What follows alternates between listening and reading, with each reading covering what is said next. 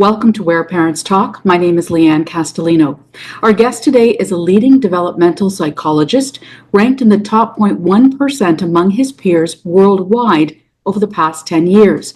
Dr. David Yeager is a professor of psychology at the University of Texas at Austin and co-founder of the Texas Behavioral Science and Policy Institute. His research focuses on adolescent development in relation to engagement, motivation, and mental health.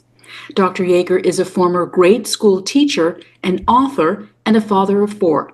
His latest book is called 10 to 25, The Science of Motivating Young People, a groundbreaking approach to leading the next generation and making your own life easier.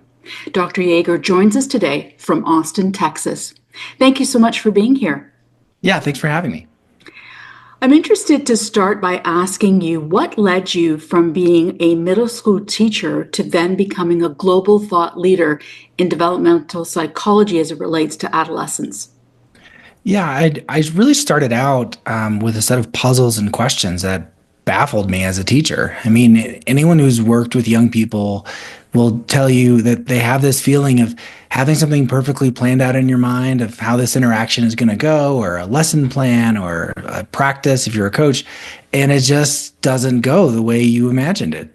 And I felt this sense that nobody was like surprised that it was challenging for me as a teacher and a coach and so on. Instead, they kind of just pat you on the back and say, oh, you know, teenagers are the worst, and I'm really sorry, but there's nothing you can do about it.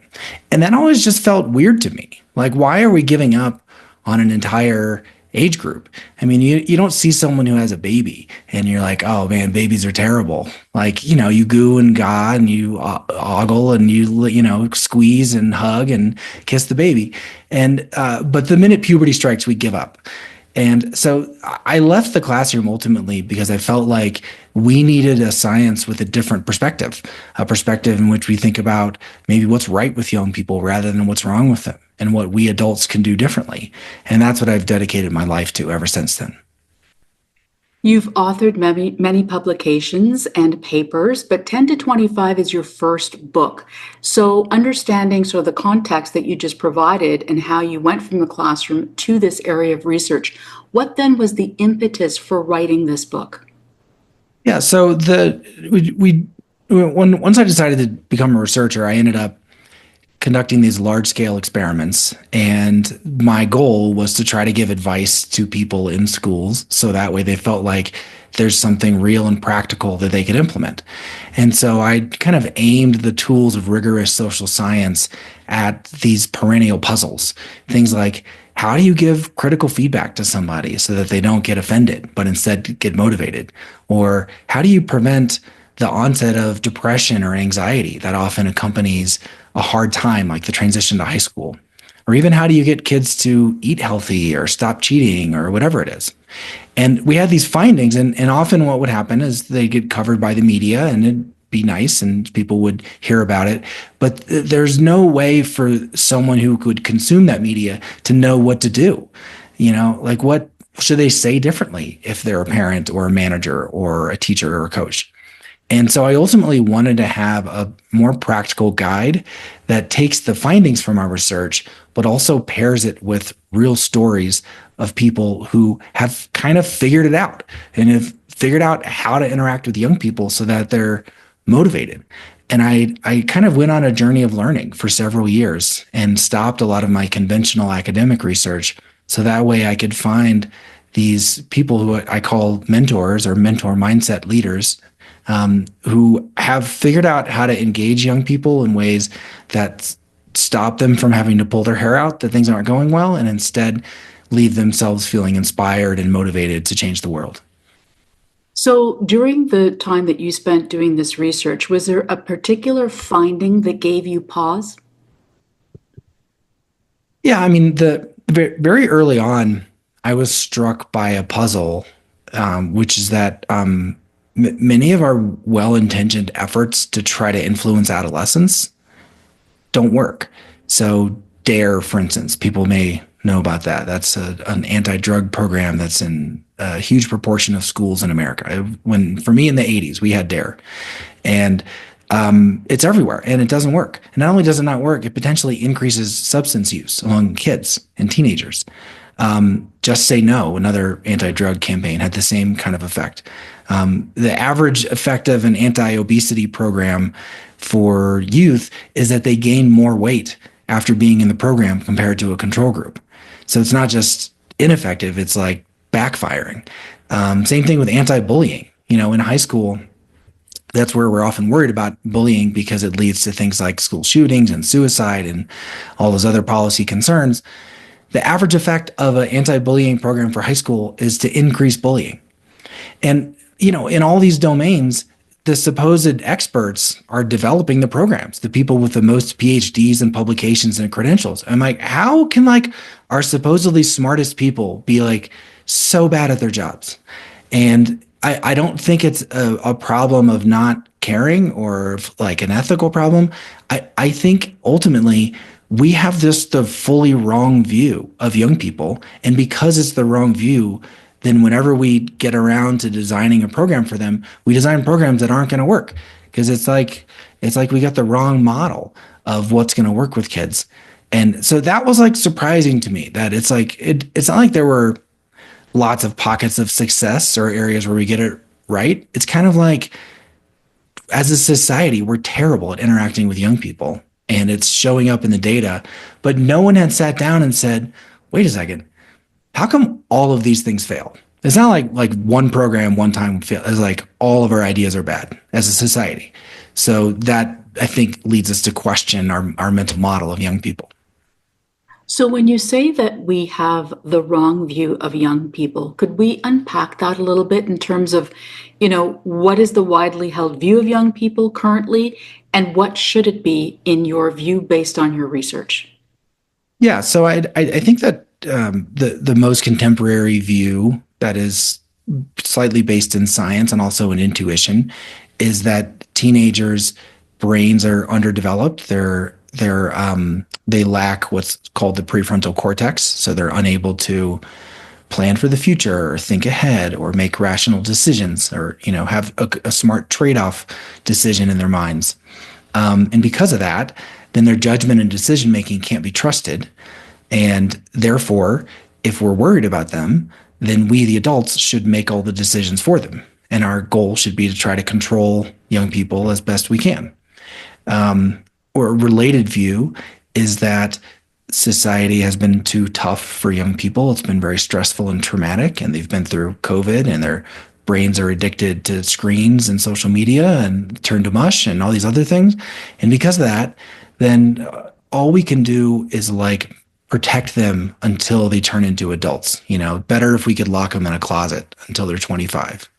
And the contemporary reason why people think this is because of neuroscience suggesting that the kind of emotion reward regions of the brain start becoming hyperactive during puberty, and the more planful, logical, goal-directed regions of the brain, like the prefrontal regions, are slower to develop. And so you've got this all gas, no brakes metaphor. And I understand why people say that, but that's an ancient idea. I mean, Plato is writing about that same idea in the Phaedrus in his dialogue. And, Shakespeare in The Winter's Tale is saying, I wish we could just lock these kids in a closet until they're mid-20s.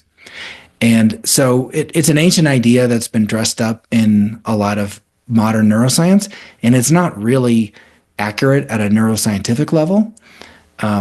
What we now understand is that the prefrontal regions of the brain are for goal-directed behavior, and teenagers are great at goal-directed behavior. It's just not the goals adults want them to be directing their attention to. If you ask a teenager to factor a lot of worksheets of trinomials, a lot of them are like, no, thanks. I'd prefer to not do that. But if you ask them to sneak out of the house and go to a party, they can plan weeks in advance. Who do I have to lie to? Where's the map of the sewers? And so this idea that their cognitive abilities are just more tethered to what motivates them, that's the first idea. It's not that they can't ever think. It's that they deploy their thinking strategically in response to motivation. And second of all, what motivates them is a slightly different set of things than a lot of adults. And it's this kind of really strong concern with status and respect in the eyes of peers and also authority figures. Once you understand that, then you can realize that like most programs or most efforts to influence teenagers' behavior are like very disrespectful. Like they imply that they come from this old model that the teenage brain is broken and therefore the smart adult brain needs to do all the thinking.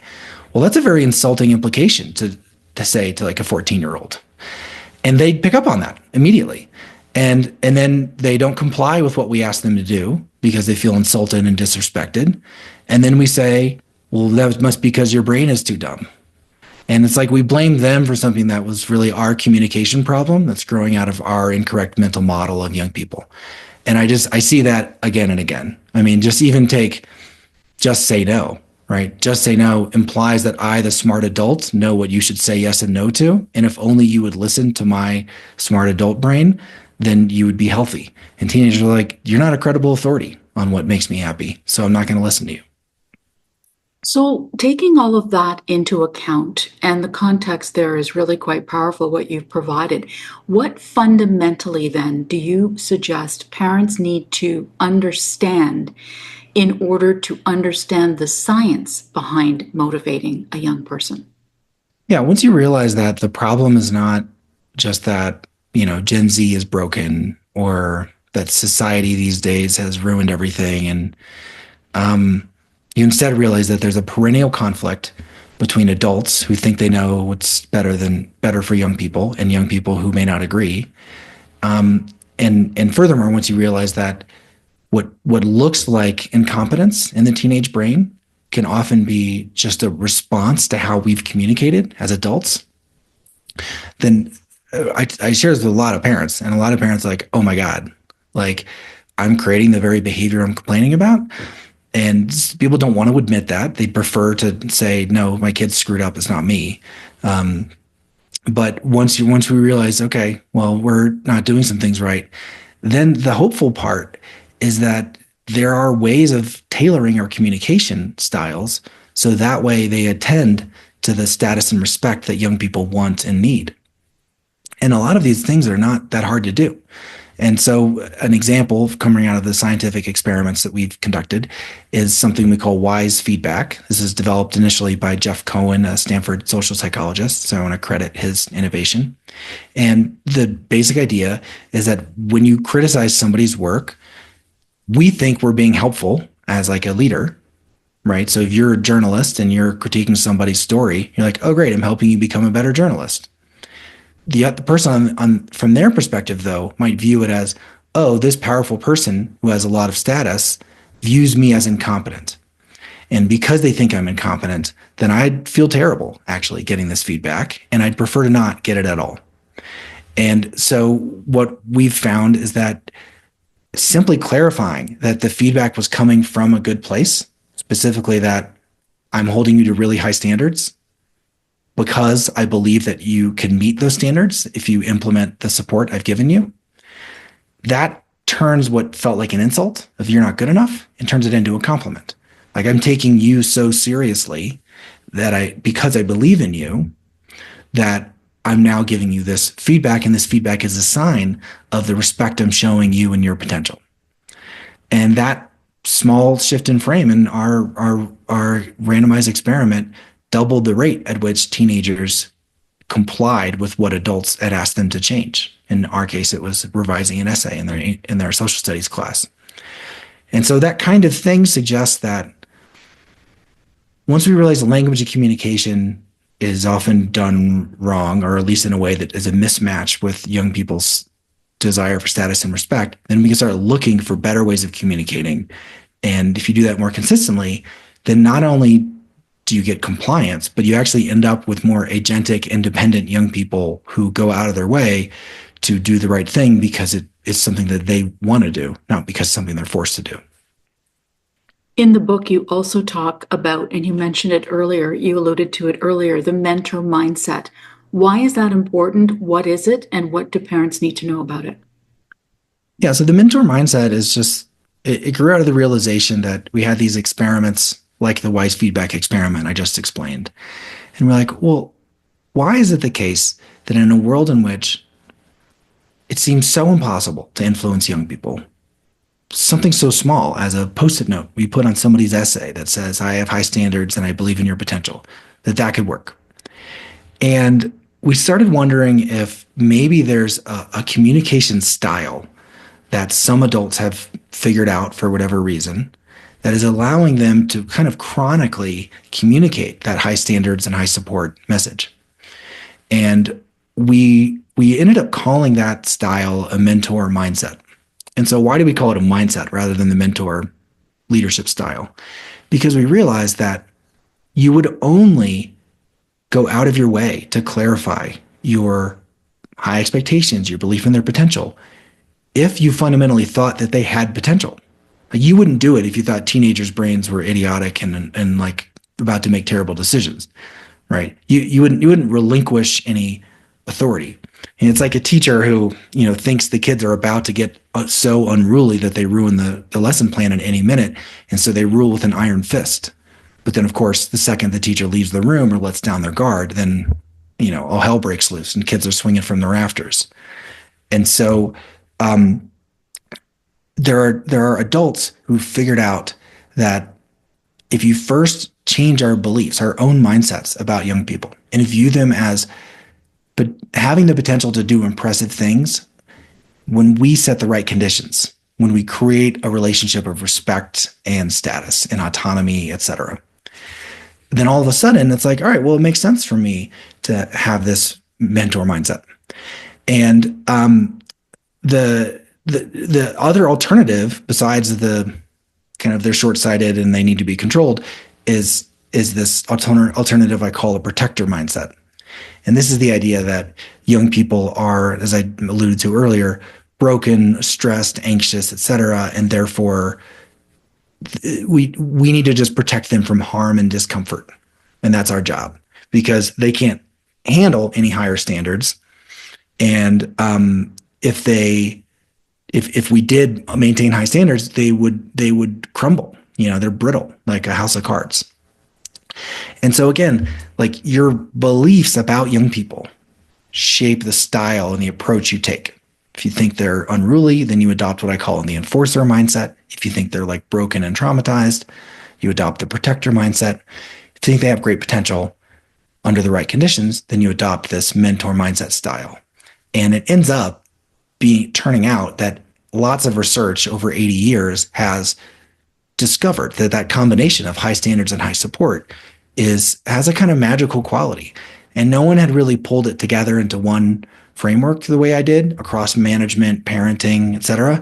But it's an idea that has had its day in many different fields, and therefore it's something you could build on. It's not like a fad psychological finding. It's something that's been around for a long time, and therefore we can trust as a style that's going to work ultimately with our young people. Along those lines, in many families and with many parents, there can be a struggle with balancing high expectations of that young person with providing them support. So how can parents go about trying to get that balance optimally correct? Yeah, I mean, and look, I'm a parent of 4, and there's plenty of mediocre parenting happening at my house, so I'm not going to act like this is all easy. I mean, I write a lot in my book about the realities of implementing mentor mindset practices. And my goal was not to write a book that was like one of those diet books that says, oh, the way to lose weight is to never eat any of the food that you enjoy. Like, that's an impractical line of, recommendations. And similarly, I don't think for parenting, the idea is to think of it in an all or nothing way. You're not like always an enforcer or always a protector. We can always become more of a mentor. And so the way I like to think about it is that people tend to come to an interaction with a young person with one or the other, either the standards or the support. That we think of them first as maybe kind of incompetent, but we say, the one thing I'm going to not compromise on is my tough standards. Like, I'm not going to relent. You're going to learn that the world is a tough place, and I'm going to be firm. Or people say, I'm going to prioritize care. Like, I'm going to rest my head on my pillow every night and know at least that they know that I love them.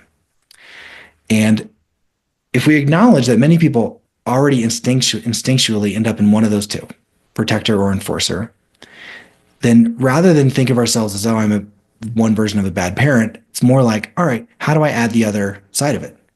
I tend to be an enforcer, got high standards. Great. Add the support. Make sure that your young person has the like logistical flexibility that's necessary to meet your high standards, right? Instead of yelling at them for not meeting the standard, teach them how to meet the standard. Connect them with others, mentors, etc., so that way they can live up to your expectations. Collaborate with them on your expectations. Those are all things you can do to increase the support, so that way you go from enforcer to mentor, where you've got both. On the protector side, you're prioritizing care. You're really supportive, but you're a pushover. You've got low standards. Okay, add the standards. Continue supporting, but start expecting more. And then what does that mean? It doesn't mean expecting young people to do everything completely on their own overnight, but it does mean gradually transferring independence and responsibility to young people and expecting them to do things that are above and beyond what we would expect previously. And so I think that the first approach is to address our own mindsets. Like, do we have these enforcer or protector beliefs? Second, whatever our instinct is, add the other one. And third, probably the most important thing, is to give ourselves a little bit of leeway and realize that we're not going to get it right every time. And that's okay, because we can get do-overs. This is something I learned from a parenting coach I write about in my book, Lorena Seidel, who I love and deeply admire. And the finding is that you can have some interaction with a young person where you fall into an enforcer. You yell at your kid or you're overly harsh. You can go back to them and say, I didn't live up to my family values there. I still need you to do what I was asking you to do, but I should have been more curious about why it was hard for you. So can you explain to me what was holding you back, so that way we can troubleshoot together? So you can get a do-over. And then kids often remember the do-over far more than they remember the initial blow-up. So what would you then say to a parent who takes everything that you've just described and says, you know what, that makes a world of sense, but my child really has a lot of self-doubt and low self-esteem? Where can that parent and what can that parent do next to get on the right path and hopefully adopt some of what you're talking about? Yeah, I mean, and I've got two neurodiverse kids, and so we have lots of challenges, and there's no easy formula. What works for one kid doesn't work for another. But I would say, so I thought you were going to say, what do you do with a kid who is so impulsive that it's impossible to get them to follow a high standard? And that's what I worry about in my house. But I actually think that the problem of kids lacking confidence is that it's conceptually an easier problem. I mean, it's hard to pull off, because the thing people misunderstand about self-esteem is it's not just like a story you tell yourself about how much you like yourself. So it's not very stable if it's founded on lies, or what other people told you, like told you you're great. It's founded on an authentic sense that other people view you as a person of worth and competence and value. And the evolutionary story is interesting. It's like, if you've got teenagers who are roaming the savannah, and they're a bunch of teenage boys trying to hunt or protect the tribe, from another tribe. Like if they're sitting there like a lump on a log, not doing anything, at some point the other people in the tribe are going to stop bringing them meat and stop protecting them from the warring tribe, right? They're like, you're out of here, right? And so the concept of ostracism, right, has this very ancient and deep root. And of course, on the savannah, without modern civilization, if you're alone, you die. And so the cost of lacking social value in the eyes of the group or the tribe is death. And it's not an exaggeration. That is the consequence, right? In the animal kingdom too. Like if you're a teenage chimp and you're viewed as like bringing no status to the table, you'll never mate and you just die alone. And so the converse of that, though, is that nothing feels as good as authentically demonstrating your competence and value in the eyes of people whose opinions you care about. The anthropologists call this earned prestige, that you're earning a reputation through your actions. And prestige is different than power. Like you can have power just by inheriting resources, right? Or being tall, right? Your parents can make you powerful with inheritance, but they cannot give you prestige. Prestige is only earned through things that you do and that are observed by other members of your group whose opinions count. And so this is a long way of saying authentic self-esteem comes from kids doing things that are viewed as rare or hard or not everyone does them or valuable. And so usually those kinds of accomplishments are things where you have to deliberately practice and it's painful and difficult, whether it's practicing your scales for cello or rewriting your script for debate or practicing your baseball swing or, running harder and longer than others or whatever the activity is, right? Like achieving some level of competence that not everyone would or could achieve is an authentic source of status and prestige, and it's a direct contributor to self-esteem. And so, like I spend a lot of time as a parent, like engineering ways for my kids to get good at things, and I honestly don't care what it is. It's not like they have to be good at soccer or hockey or whatever. It's like whatever they show an interest in, be a good one, because eventually you get an authentic sense of esteem in the eyes of your peers when you're just not awful at everything. And so there's more I could say, but I think that often what parents do is they're like, I need to protect your self-esteem by having you not experience any failure. Because if you fail publicly in front of others, you're going to crumble. But the only way to get authentic self-esteem that lasts when our kids are not around us and we're not hugging them to death is that they have to do things that not everyone would do. And that's usually hard and usually involves failure. So the best gift we can give them is not quote failure, but skill that comes from failure-ridden expertise development in whatever domain or field they get interested in.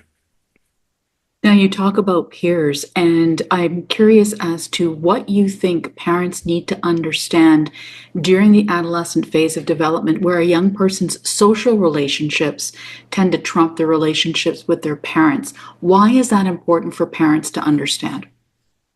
Well, the research is like really interesting on that point. Like it's not really the case that peers always trump parents.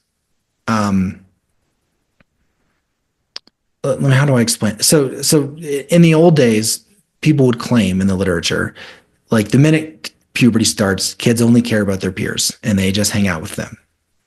And so you could look at the amount of time that they spend with their peers versus their parents, and they're like a lot more for peers. Now it's a little different because often kids are communicating with their peers through devices, but they're around their parents. And so we're there. But also it was never the case that kids stopped caring what parents cared about. They instead change what they care about in terms of the parents' opinions. So like my opinion of what my daughter should wear as a freshman in high school to school is not a valuable opinion. Like she doesn't care like at all what I say. And I don't say anything. I mean, I don't even say you look nice. Like, because then it's like, well, what do you mean? Did I not look nice yesterday? Like I'm not a credible authority on that. But we talk every day about like what summer school classes she should take, or like doing Khan Academy for PSAT, or like I'm a credible authority on that kind of stuff. And similarly with my 7th grade, 8th grade son, like he doesn't care my opinions about Skibbity, Rizzler, Sigma, Ohio, or all this other nonsense that they say all the time, right? Like he's like, doesn't matter. If I say it around my friends, they think it's funny. And so I'm going to say it no matter what. But like he really cares what I think about his baseball swing because like I know something about that,